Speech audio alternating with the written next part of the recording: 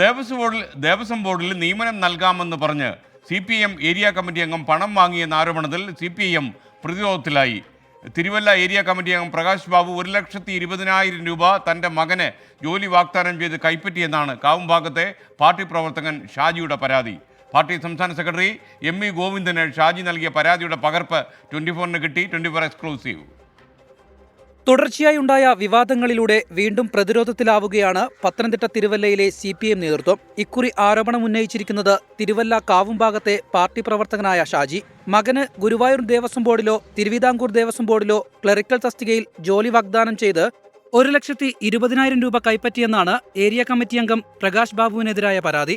2.5 ലക്ഷം രൂപ പറഞ്ഞിട്ട് 1,20,000 രൂപ ജോലിക്ക് മുമ്പ് കൊടുക്കണം, ജോലി കിട്ടിക്കഴിഞ്ഞാൽ ബാക്കി കൊടുത്താൽ മതി എന്ന് പറഞ്ഞ് അങ്ങനെ ഗുരുവായൂർ ദേവസ്വത്തിലേക്ക് ജോലി നൽകാമെന്ന് പറഞ്ഞതിൻ്റെ നിന്ന് 1,20,000 രൂപ മേടിച്ചിട്ട് ഗുരുവായൂർ ദേവസ്വം കഴിഞ്ഞ് നമ്മുടെ അന്തോമ സാറ് പ്രസിഡൻ്റായിട്ട് കയറി കഴിഞ്ഞപ്പോഴത്തേക്കിന്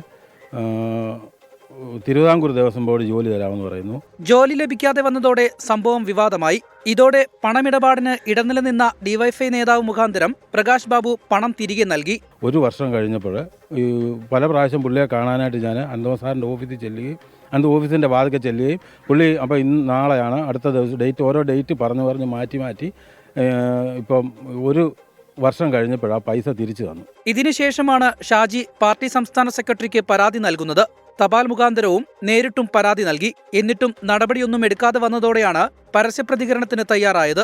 വീട്ടമ്മയെ പീഡിപ്പിച്ച് ഗർഭിണിയാക്കിയ കേസിൽ ആരോപണ വിധേയനായ തിരുവല്ലയിലെ പ്രാദേശിക നേതാവ് CC സജിമോനെ ഇന്നലെയാണ് പാർട്ടിയിൽ നിന്ന് പുറത്താക്കിയത്.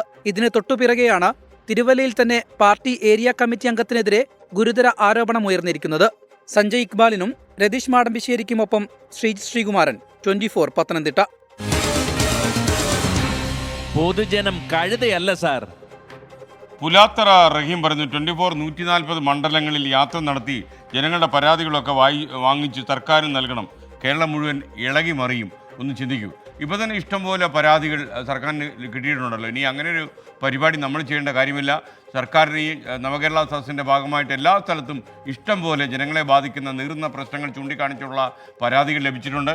ഈ പരാതികളിലൊക്കെ എന്ത് നടപടിയെടുത്തു എന്നതിലാവും ഈ നവകേരള സദസ്സ് വിജയമാണോ പരാജയമാണോ എന്ന് ജനങ്ങൾ വിധി എഴുതാൻ പോകുന്നത്. 24 അഞ്ചിന്റെ വജ്രത്തിളക്കം.